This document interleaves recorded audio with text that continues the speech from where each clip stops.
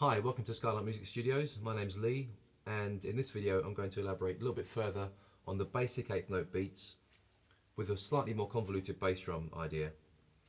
The hand sticking in this is the same as it was in the previous two videos. The hands haven't changed at all at this point, bear in mind.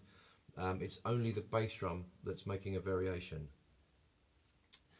Now that of course is up to you. You can do whatever you want with the hands. I'm just showing you bass drum patterns and how to construct sort of a bunch of eighth note patterns which will use a differing bass drum pattern. That's the objective of these videos. So previously we used this sticking for the hands. We went 1 and 2 and 3 and 4 and. Okay. Now if you want an explanation of how that's all put together, go back to the first video on eighth note patterns, eighth note beats, and you'll see how I've constructed that hand pattern. In the second video, obviously we looked at some different bass drum patterns, and this one's going to get a little bit more convoluted, as I say. So let's get straight to it. The bass drum is going to play on 1, and then it's going to play on the and after 2, and then 3, and then the and after 4. Don't worry about the theory, just hear what's going on as I play it to you and count through.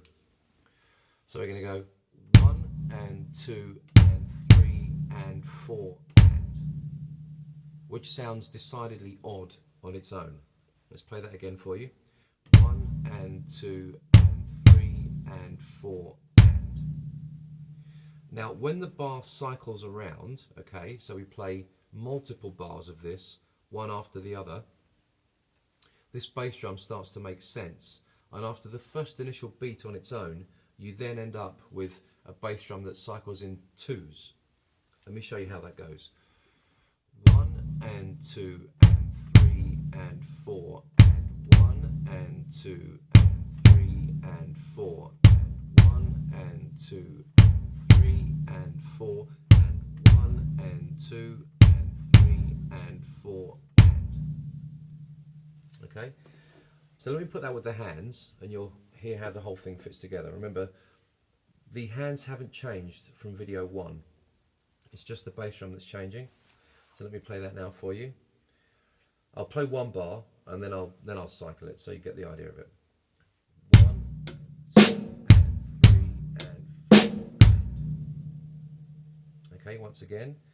1 and 2 and 3 and 4 and. Now let me give you a few of those. 1 and 2 and 3 and 4 and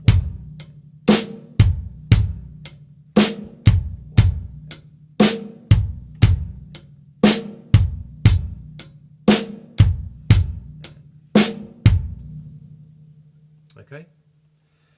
Another really popular beat, and it doesn't appear in many books that I've been through, so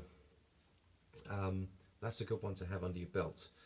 It's a little bit more complicated because the bass drum falls just after those snare drums. It's a tough one actually, but just stick with it, get that bass drum right and you'll be fine.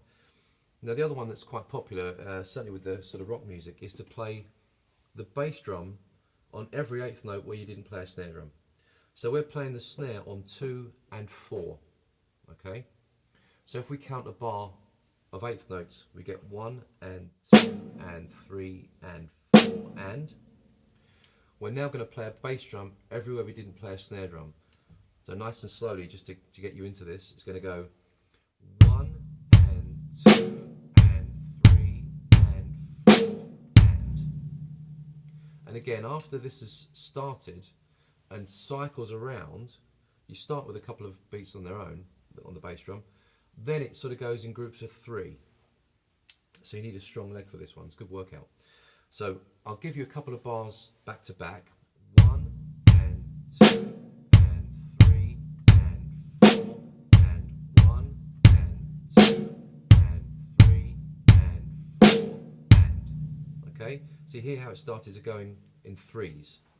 Now let's put the right hand with that so we can marry the whole thing up and make it sound like other eighth note patterns. And that's going to go like this. 1 and 2 okay, so the hi-hat's playing all of the beats, bass drum's playing everywhere I don't play a snare drum. do that again. This time I'll cycle it.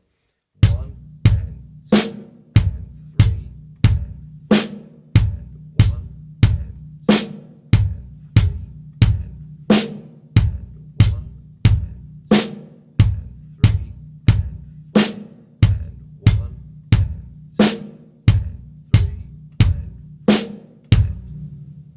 Got it?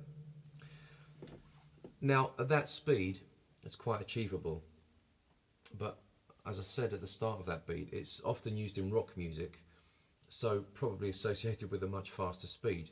You need to get your leg sort of fit for this one. You might feel a bit of a burn in the shins.